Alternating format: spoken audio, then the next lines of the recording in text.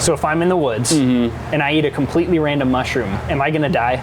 There is that possibility. Yes, there's an old saying in the mycology industry, there are old mushroom hunters and bold mushroom hunters, but there are no old, bold mushroom hunters. You can actually taste a mushroom that is deadly. As long as you don't ingest it, you're still safe. So what I'm hearing from Garrett is go around, taste all the mushrooms you want to in the woods, just don't swallow them. Do that with your own, at your own accord, yes.